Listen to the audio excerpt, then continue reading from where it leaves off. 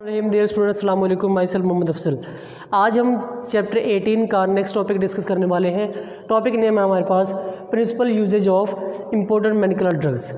Dear students, इस topic में हम एक्चुअली ये देखना चाहते हैं कि जो मेडिसिन कंपनीज़ जो ड्रग्स बनाती है उनका एक्चुअली मेन ग्रुप क्या होता है, वो किस ग्रुप के तहत किस रूल के तहत बनाई जाती हैं, उनके लिए टर्म क्या यूज़ होती है। ठीक है जी।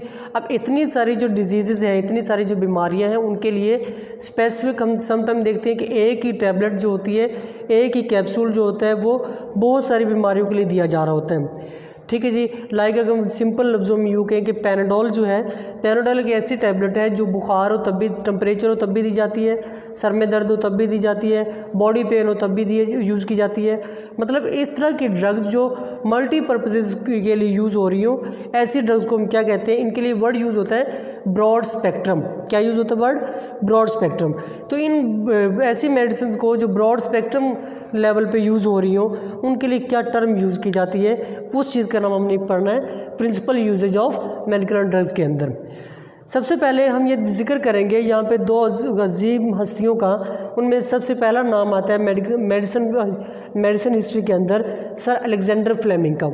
सर अलेक्जेंडर फ्लेमिंग, इनका दौर था 1888 से 1955 तक का। इन्होंने डिस्कवर की थी पेनिसिलिन बाय बैक्टीरिया। उन्होंने बैक्टीरिया की बॉडी से या बैक्टीरिया से ही और फिर उसके अलावा फंगस से उन्होंने पेनिसिलिन को डिस्कवर किया था। और ये आपको इम्पोर्टेंट एमसीक्यूज़ हैं कि सर अलेक्जेंडर फ्लेमिंग ने क्या किया था, फंगस से पेनिसिलिन डिस्कवर किया, और इसी बात पे उनको नोबेल प्राइज़ भी मिला था 1945 के अंदर। ठीक है जी। सर अलेक्जेंडर फ्लेमिंग को नोबेल प्राइज़ कब मिला? 1945 में। दूसरा नाम है हमारे पास जोसेफ लिस्टर। जोसेफ लिस्टर का जो टाइम पीरियड है वो है 1827 टू 1912। ठीक है।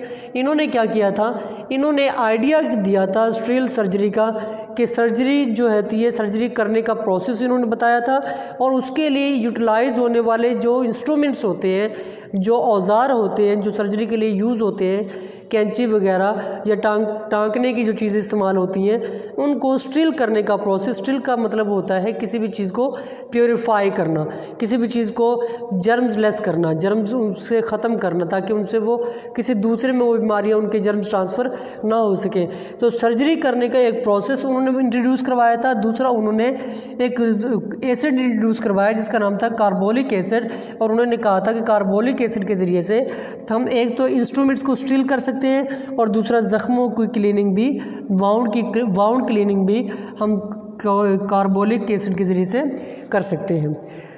अब हम बात करते हैं कि principal uses of medical drugs के कौन कौन से प्रिंसिपल्स हैं, किन प्रिंसिपल्स के ऊपर ड्रग्स काम करती हैं। उनमें हमारे पास सबसे पहले है एनाल्जेसिक्स। लाइक प्रीवियस लेक्चर में हमने इसका जिक्र किया था कि एनाल्जेसिक्स कहते हैं पेन किलर्स को। इनका काम क्या होता है? रिड्यूस पेन, दर्द की शिद्दत को कम करना, दर्द को कम करना। इसमें कौन कौन सी ड्रग्स हमारे पास? एस्प्रिन है, पैरासीटामोल है वगैरह, इस पैनाडोल है, ईटीसी, डिस्प्रिन, ये सारी की सारी वो ड्रग्स होती हैं जिनको हम एनाल्जेसिक्स कहते हैं, जो पेन किलर के तौर पर यूटिलाइज़ की जाती हैं। दूसरी हमारे पास कैटेगरी है एंटीबायोटिक।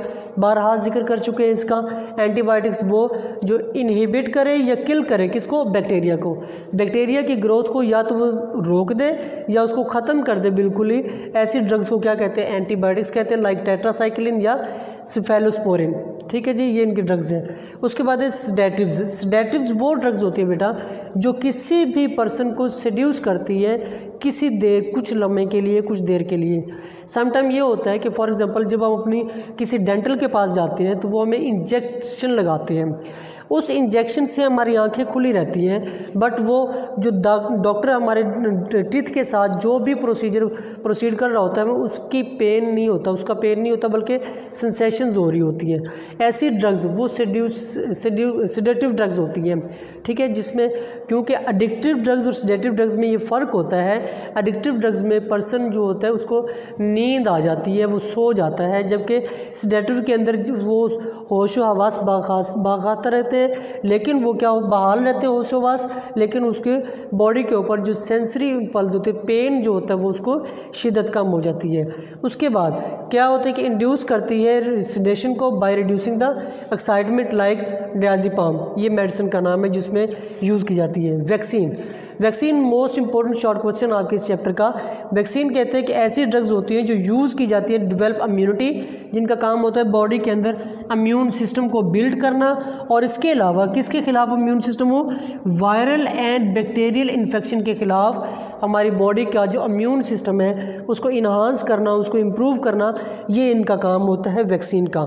और वो इन्फेक्शन कौन कौन से हो सकते हैं, वो स्मॉल पॉक्स हो सकती है, हुपिंग हो सकती है, हुपिंग कफ खांसी को कहते हैं, काली खांसी को कहते हैं, हेपेटाइटिस को हो सकता है बी एंड सी। इनसे प्रोटेक्शन हासिल करने के लिए पोलियो है, पोलियो की वैक्सीन की जाती है, ठीक है जी। तो इस तरह के और भी बहुत सारे जो डिजीज़ है उनके क्या कि वैक्सीन्स भी की जाती है ताकि बैक्टीरियल एंड वायरल इन्फेक्शन को स्टॉप किया जा सके, ख़त्म किया जा सके, ठीक है जी।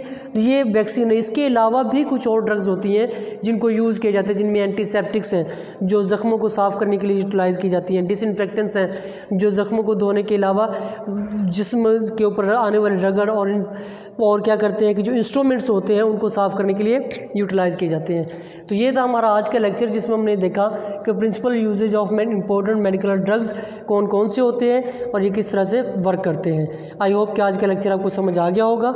इस हवाले से कोई भी कन्फ्यूजन हो आप मुझे टेक्स्ट कर सकते हैं। जज़ाकल्लाह।